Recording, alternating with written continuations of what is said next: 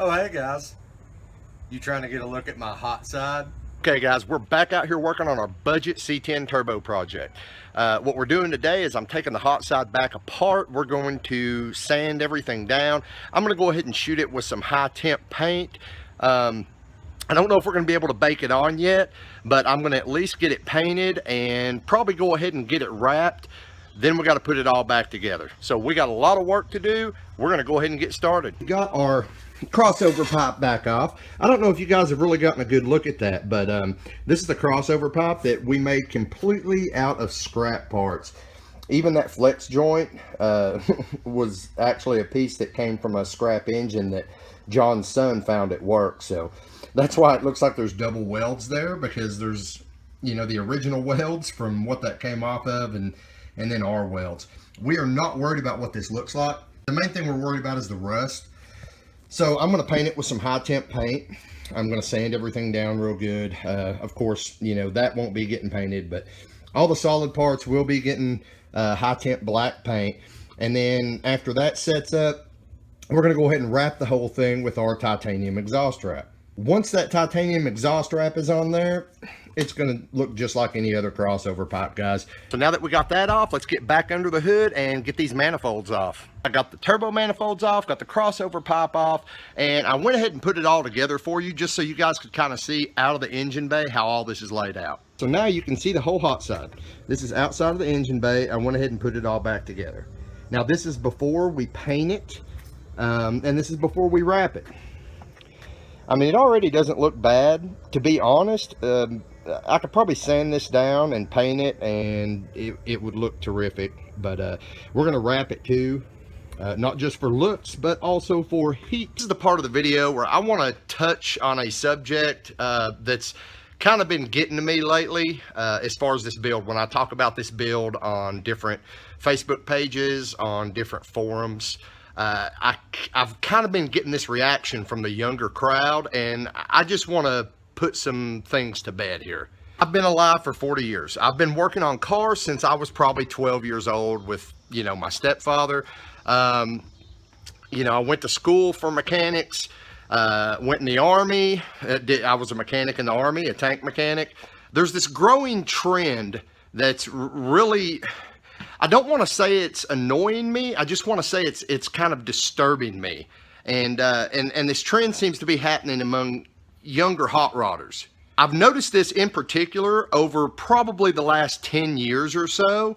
And like I said before, it's mainly the younger crowd. This is not a millennials bashing video by any means, guys. Okay, it's not. But that's the crowd that I'm seeing this in. So I want to talk about it a little bit. What I'm talking about is this idea that you have to spend a ton of money to have something that looks nice and performs well. Now, this isn't a new notion by any means, okay? I mean, since the beginning of hot roddingdom, you know, this has been somewhat of an issue. But it's only recently that it's gotten to the point where people actually look down on people who do their own work. Now, I blame a number of sources for this. Ironically enough, YouTube is the biggest thing that I blame. There are a lot of guys on YouTube that don't work on their own cars, okay? Some of these bigger channels, and I doubt any of these people are ever going to see this video because, you know, this is a small channel, guys. If you do, you know who you are. I'm talking about these guys that spend shit tons of money on their vehicles. Somebody else does all the work, and when they see something that was custom done, they laugh about it or put people down for it. Honestly, I couldn't care less what anyone thinks about my build, okay? The reason I say this is a problem is not because of my ego or somebody else's ego or the fact that I don't have a lot of money to spend and somebody else does. I mean, if you've got the money to spend, that's great. But when I was a teenager, even into my 20s, if you fabbed up something for yourself, that was looked on like, wow, that's a great accomplishment.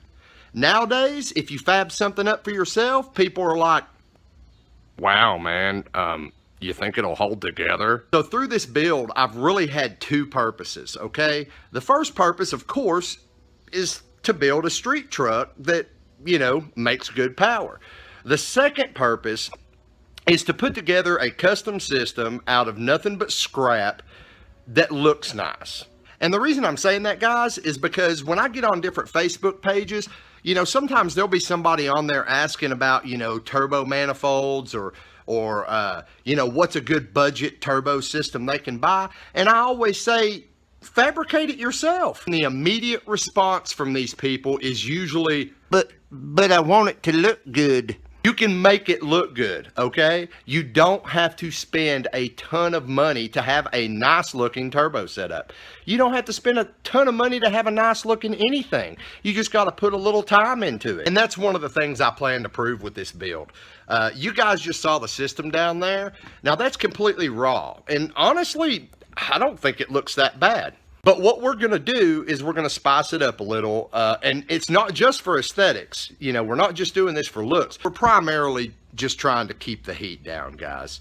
I could easily sand a few of these welds down and paint this thing, and it would look great. If you're going to take anything away from this, let it be this. Don't judge people's builds by how much money they've spent on it, because all you have to do is hit up Google and you're going to find a ton of budget builds out there that are way faster than a lot of expensive builds. And not only that, but some of them even look a lot better. I mean, you go to a car show and you see once something's wrapped, you don't know if that's a $2,000 set of headers or a $99 set of eBays. So now that I've got that off my chest, I'm gonna get out here and sand these pipes down and hopefully get some paint on them. What you guys are watching me do right now is I'm just kind of masking off all the areas that I don't want to paint. Just as an example, you know, I don't really want to get any paint on this flex. And the reason I don't want to get paint on it isn't because you know, I want it to be all pretty and shiny, because honestly we're probably going to wrap the flex, this piece of flex, so you're not going to see it anyway in the final product. The reason I'm masking it off is because it's stainless steel and I don't know how well the paint's going to stick to it anyway, so I don't really see the sense in, you know, wasting paint on that flex. Basically I'm just trying to tape up the areas that I don't want to get paint into. Okay, so, you know, those areas include the V-band flanges. Although I don't think it would hurt to get paint on those flanges, I just figure it'll help stuff go together and come apart easier if I don't. We also want to pay attention to our flanges where the turbo mounts and where the wastegate mounts. I just like to use a hobby knife and trim this out. This doesn't have to be exact. I mean, honestly, you know, you could wrap the side of it too if you didn't want to get paint on it. Pretty sure you can see my garbage can in the shot there, guys. I apologize for that. But hey, everybody's got a garbage can in the garage, right? If you don't, you should have.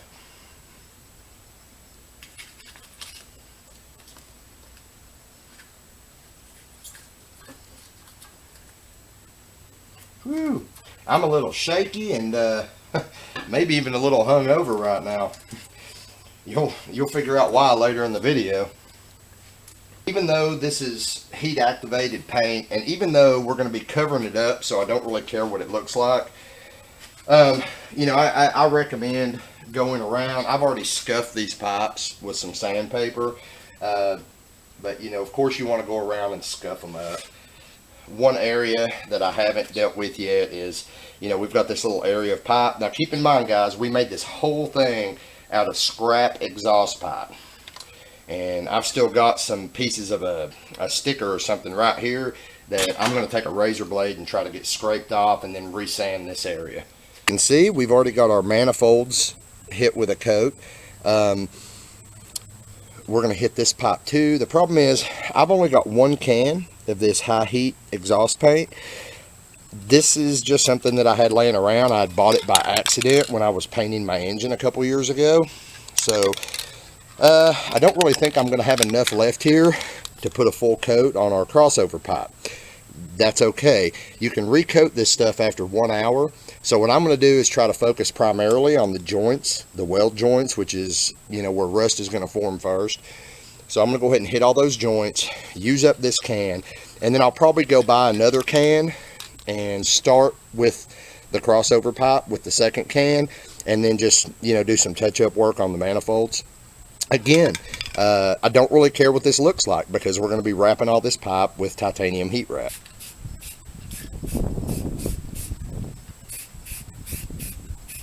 It actually went a little better than I thought it would. Turns out 1 can was enough to get 2 pretty heavy coats on the manifolds. And what I did is I went and done all the welds first on the crossover pipe, and I did those pretty heavy. I did a heavy coat around all the welds. Then I came back because I wasn't sure if I was going to have enough, and resprayed the whole downpipe. So 1 can did my whole hot side. Now I have just got to try to get a hold of my cousin and figure out a time when I can go over there and use his oven to heat treat the manifolds. The crossover pipe, I doubt it's going to fit in his oven. I mean, basically this is just like a kitchen oven that he has that he just uses for powder coating and things like this. So what we may end up doing is just going ahead and wrapping the heat pipe and get off there, fly.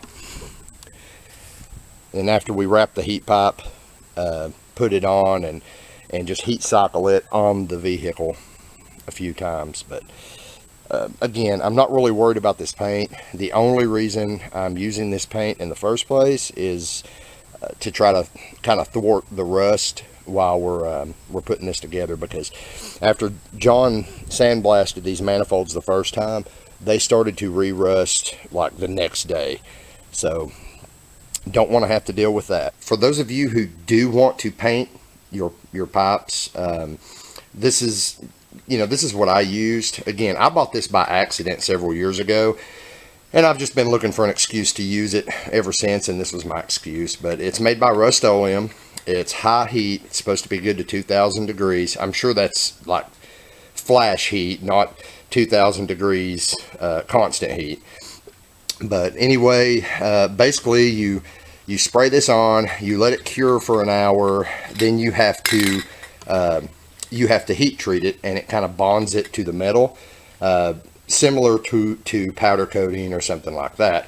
And it gives you instructions here on the can for using an oven or for the procedure to do it on the vehicle. And it requires, either way you do it, it requires heating this stuff up, letting it cool down, and then reheating it to a hotter temperature, and then letting it cool down. You do that like 3 times, and after that you're supposed to have a pretty permanent surface there. The bad news is we are not going to get these headers wrapped in this video.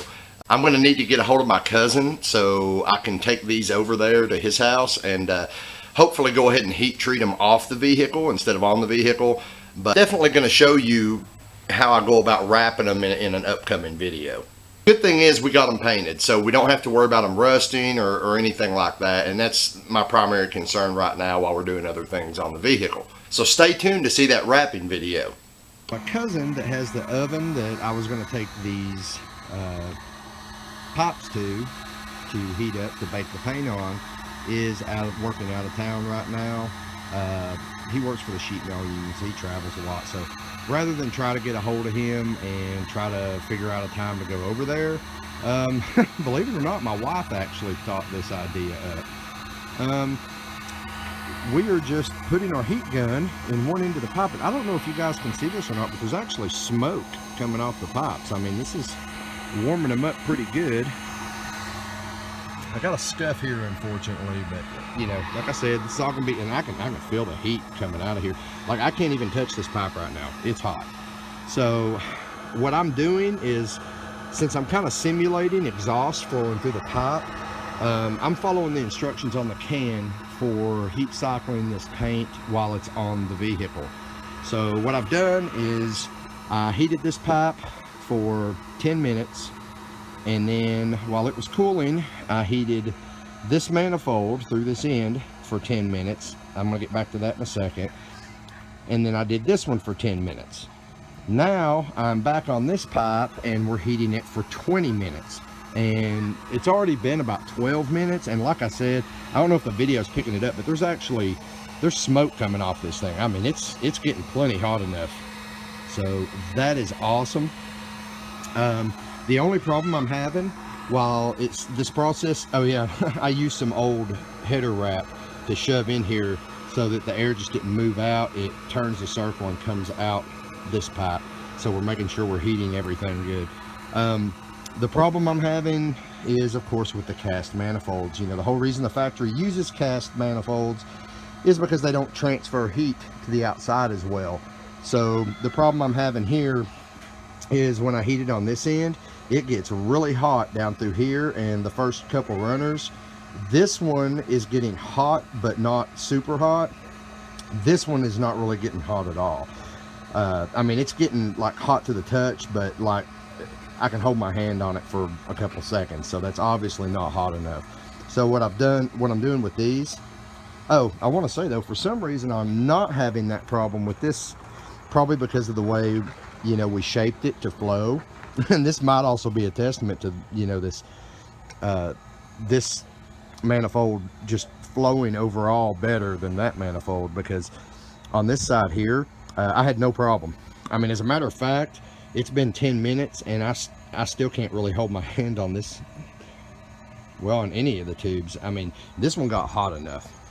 This one I'm having issues with. So what I did is this one, after I heated it up from this end for about 10 minutes, after I pulled the heat gun out, I just kind of went over this end a little bit with the, you know, with the heat gun to try to help it out. Like I said, I'm not sure if it's going to work. I'm following the in-car process. So after, you know, when I get done with this, then this one will get 20 minutes, this one will get 20 minutes. Then I have to go back to this one for 30 minutes, 30 minutes, 30 minutes. So it's not going to be done tonight. But you know, we're doing the best we can. So in the next video, I'm probably going to be testing our cheap eBay 2-bar map sensor just to see if it functions the way it's supposed to. For now, I'm going to work on editing this video so I can go ahead and get it out to you guys. So we didn't really get a lot done in this video, but at the same time we did. Also have a non-automotive related video that I'm going to be posting most likely in the next couple days. The wife and I went to a Third Eye Blind concert last night. Those of you who are my age, maybe a little younger, might know who Third Eye Blind is, but you know, we don't really get out much, so it was a really fun experience for us, and it was a really intimate atmosphere. We got to meet the band. Wife got a bunch of stuff signed, and you know, got hugs from the band, so she was pretty excited about all that. But I'm going to try to post that video. It's not automotive related, but you know, from time to time I do put family trip videos and stuff like that on my channel as well. Anyway, if you like this video, be sure to give it a thumbs up. If you haven't subscribed already, go ahead and click that subscribe button now so you can keep track of our progress with this project. If you're already a subscriber, thank you very much. If you've got friends that you think may be interested in this video series or in any of my other videos, go ahead and share that for me, guys. Help get the word out. For now, I'm going to go ahead and get all these parts together, go in here and get me a shower, because we've got some other stuff to do around the house here. So I'll see you guys next time on Bad Luck Garage.